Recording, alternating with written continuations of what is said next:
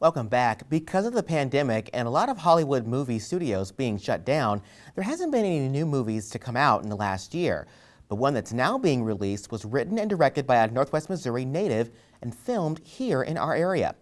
Here's KQ2's Alan Van Zant with the details on Below the Fold. I was getting ready to hop in the shower and then she just wasn't there. So begins the story of Below the Fold, a new full-length feature movie written and directed by Worth County native Clayton Scott. What are you working on? Doing a story over the missing Skidmore girl. The movie taking place in Northwest Missouri, following the story of two Maryville newspaper reporters who are writing a follow-up story to a 10-year-old cold case where a young girl vanished from her Skidmore home right into thin air. That may sound all too familiar to the 2001 disappearance of teen Branson Perry from Skidmore. As a teenager and a young kid, just seeing that had a real impact on me, and wondering what happened to Branson. That was a big thing for me.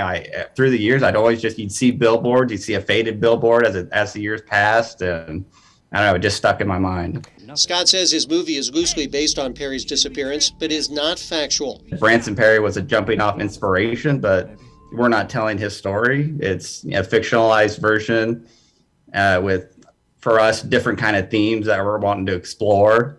But it's just telling it in that kind of setting. Scott says he made a point of shooting his mystery thriller film in Northwest Missouri with scenes in Maryville, St. Joseph, and Skidmore, with the sordid past of the Nottoway County murders and disappearances leading to the darker tones of the movie, according to lead actor Sarah McGuire. The second I walked out of the car onto property on Skidmore, the whole environment just lent itself to the film. It was so eerie. Her co-star Davis DeRock agrees and said shooting in Skidmore reminded him a little bit of the small Kansas town he grew up in.